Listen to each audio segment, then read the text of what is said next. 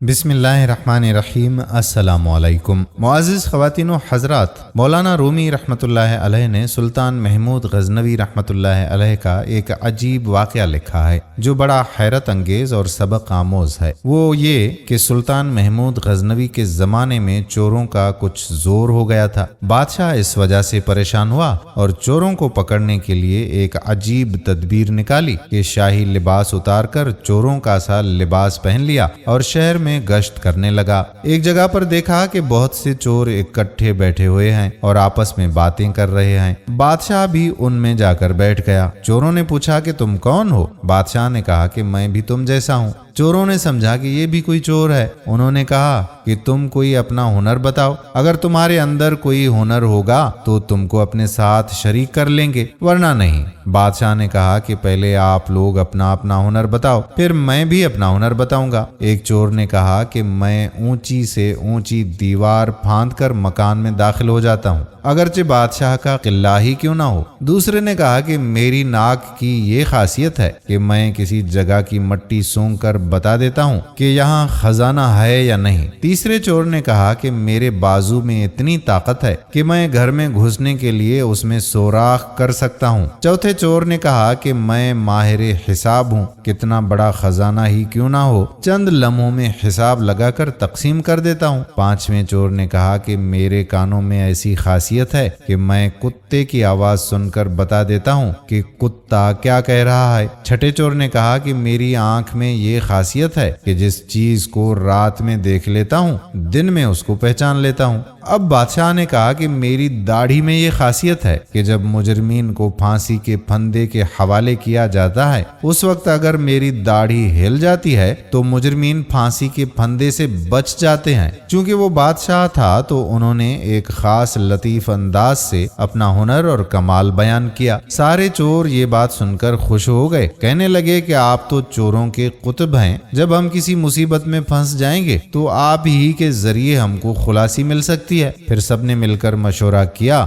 اور طے کیا کہ آج بادشاہ کے یہاں چوری کی جائے، اس لیے کہ آج مصیبت سے چھڑانے کے لیے داڑھی والا بھی موجود ہے۔ لہٰذا سب کے سب بادشاہ کے محل کی طرف چل پڑے۔ راستے میں کتا بھونکا تو کتے کی آواز پہچاننے والے نے کہا کہ کتا کہہ رہا ہے کہ بادشاہ تمہارے ساتھ ہے، لیکن چور پھر بھی چوری کے ارادے سے باز نہ آئے اور بادشاہ کے یہاں چوری کر ڈالی اور خزانہ لوٹ کر جنگل کی طرف چلے گئے۔ وہاں بیٹھ کر ماہر حساب نے حساب لگا کر چند منٹوں میں ہی سب کو تقسیم کر دیا۔ بادشاہ نے کہا کہ سب لوگ اپنا اپنا پتہ لکھوا دو تاکہ آئندہ چوری کرنا ہو تو ہم سب لوگ آسانی سے جمع ہو سکیں۔ سب کا پتہ نوٹ کر لیا گیا اور سب نے اپنا اپنا راستہ لیا۔ اگلے دن بادشاہ نے عدالت لگوائی اور پولیس کو حکم دیا کہ سب کو پکڑ کر لے آؤ۔ جب سب چور ہتھکڑیاں ڈال کر حاضر کیے گئے تو بادشاہ نے سب کو پھانسی کا حکم دے دیا اور کہا کہ اس مقدمے میں کسی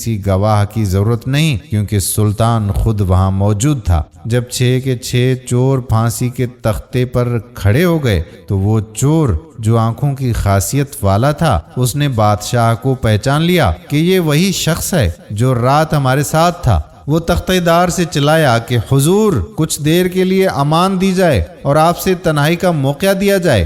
بادشاہ نے کہا ٹھیک ہے، تھوڑی دیر کے لیے پھانسی موقوف کر دو اور اس کو میرے پاس بھیج دو۔ اس نے حاضر ہو کر عرض کیا کہ ہر ایک نے اپنی خاصیت بتا دی، ہر ایک نے اپنا ہنر بتا دیا۔ ہمارے وہ ہنر جن پر ہم کو ناز تھا انہوں نے ہماری بدبختی کو اور بڑھایا کہ آج ہم تختہ دار پر ہیں۔ اے بادشاہ، میں نے آپ کو پہچان لیا ہے کہ آپ نے وعدہ فرمایا تھا کہ جب مجرموں کو تختہ دار پر چڑھایا جاتا ہے اگر اس وقت میری داڑھی ہل جاتی ہے تو مجرمین پھانسی سے نجات پا جاتے ہیں، لہٰذا آپ اپنا ہنر ظاہر فرمائیں تاکہ ہماری جان خلاصی پائے۔ سلطان محمود غزنوی نے کہا کہ تمہارے ہنروں نے تو تمہیں مبتلا قہر کر دیا ہے، لیکن یہ شخص جو سلطان کا عارف تھا اس کی چشم سلطان شناس کے طفیل میں تم سب کو رہا کرتا ہوں۔ دوستو، اس عجیب و غریب قصے کو بیان کرنے کے بعد مولانا روم رحمۃ اللہ علیہ کہتے ہیں کہ دنیا میں ہر شخص اپنے ہنر پر ناز کر رہا ہے۔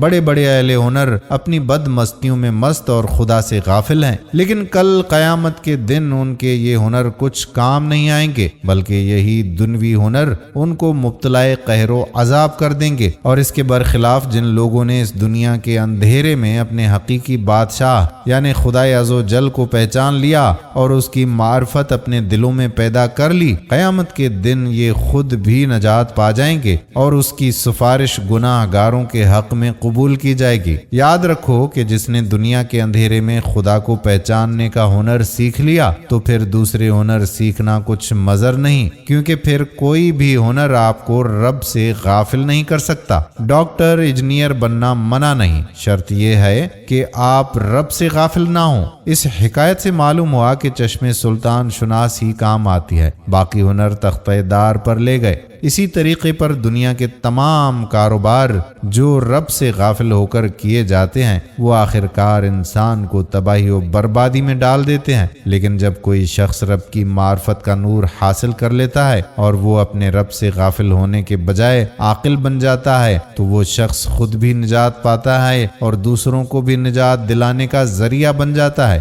اس لیے سب سے بڑی چیز رب عز و جل کی معرفت ہے۔ دوستو، ہم امید کرتے ہیں کہ یہ واقعہ آپ کو ضرور پسند آیا ہوگا اور اپنے دوستوں کے ساتھ اسے شیئر بھی کریں گے۔ آنے والی ویڈیو تک اپنے میزبان قادر بخش کلہوڑو کو اجازت دیجیے۔ اللہ حافظ۔